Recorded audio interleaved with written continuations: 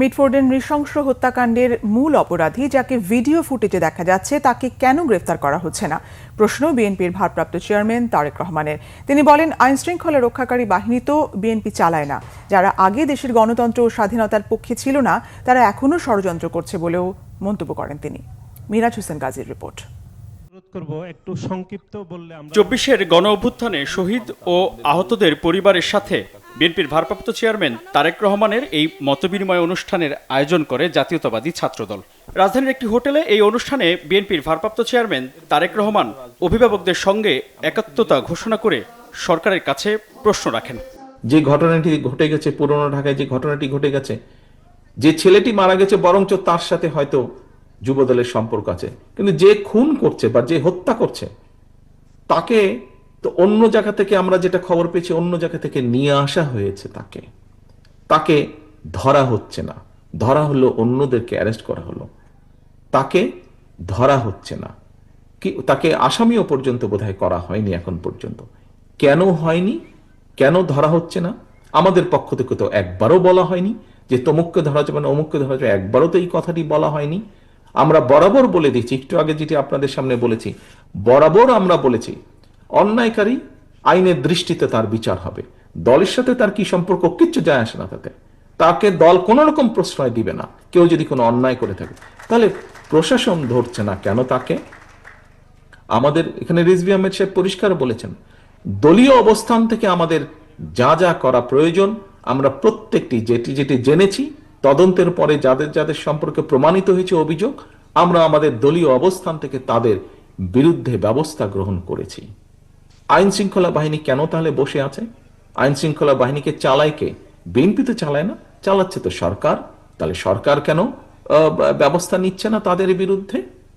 সেটি দলেরই হোক বা সেটি অন্য কোনো লোকই হোক, কেন ব্যবস্থা নিচ্ছে না?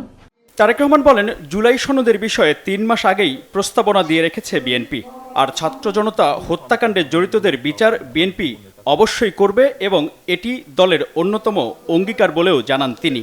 আপনাদের প্রত্যেকটি পরিবারের আত্মদান আছে এবং যেই আত্মত্যাগ আপনারা করছেন সেটি কোনো কিছু দিয়ে পরিশোধ করা সম্ভব নয়।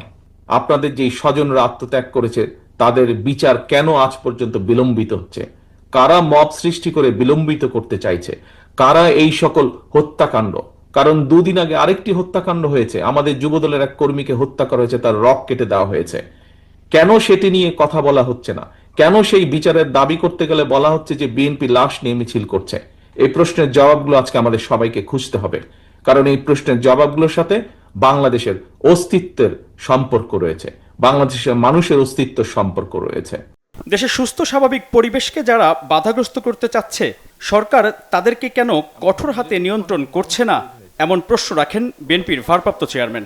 এই দেশের গণতন্ত্র, স্বাধীনতা, সার্বভৌমত্ব, মানুষের বিভিন্ন অধিকারের ক্ষেত্রে যারা বিভিন্ন সময় বিভিন্ন রকম বাধা হয়ে দাঁড়িয়েছিল, কারোর ব্যাপারে আমরা দেখেছি স্বাধীনতা যুদ্ধের সময়ের ভূমিকা। যখন বিএনপির প্রতিষ্ঠাতা শহীদ রাষ্ট্রপতি জিয়াউর রহমান স্বাধীনতার ডাক দিয়েছিলেন, সেই সময় আমরা দেখেছি দেশের স্বাধীনতার বিরোধিতা কে করেছে, কাদের পক্ষ নিয়ে দেশের স্বাধীনতার বিরোধিতা করেছে। আবার আমরা দেখেছি কোন কোন রাজনৈতিক দলের সদস্য এই দেশের মানুষকে যুদ্ধের ডাক দেয়নি, বরং ডাক দেওয়ার দায়িত্ব তাদের ছিল, কিন্তু ডাক না দিয়ে আমরা দেখেছি সবাই মিলে গিয়ে কোনো একটি দেশে লুকিয়েছিল বা আশ্রয় নিয়েছিল।